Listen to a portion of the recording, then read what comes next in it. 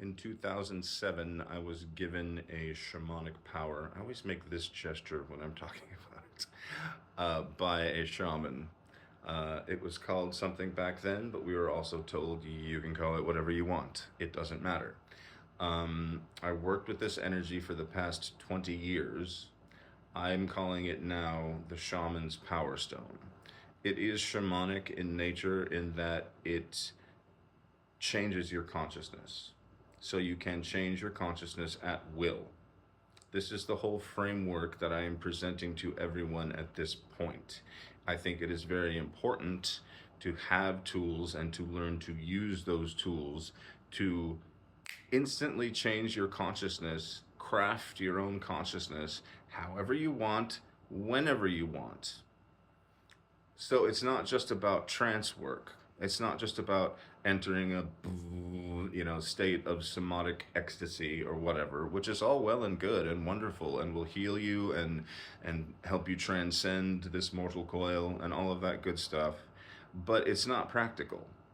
What is practical is having a tool like the shaman's power stone that you can literally just start wafting out. Wafting sounds terrible. Radiating out a sort of shield energy, a type of consciousness. Energy is consciousness, and consciousness is energy. Not in a woo-woo kind of way, all right? But just literally, when you start to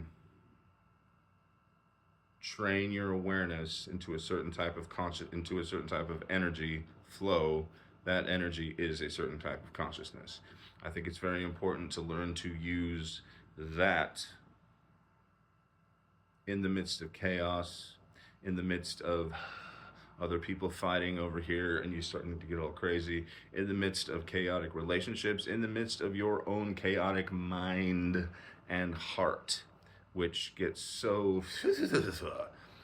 taken by every little influence every day. I'm like that constantly. Somebody can say one thing to me and I'm like, what did they mean by that? And then for the rest of the day, I'm just like spinning out of control, just thinking about this stuff. Why won't it go away? And I'm like, I've got food to prepare over here. I wanted to get a workout in, or I wanted to do my practice, or I just wanted to clean the house and not be like freaking out about what some random person said and how it made me feel. If you have the tools, if you have the energy, you can do that. Granted, it does take a little bit of sitting down, or at least taking a pause out of the day and being like, okay, I'm going to activate this particular energy. Now I'm grounded, I'm grounding myself.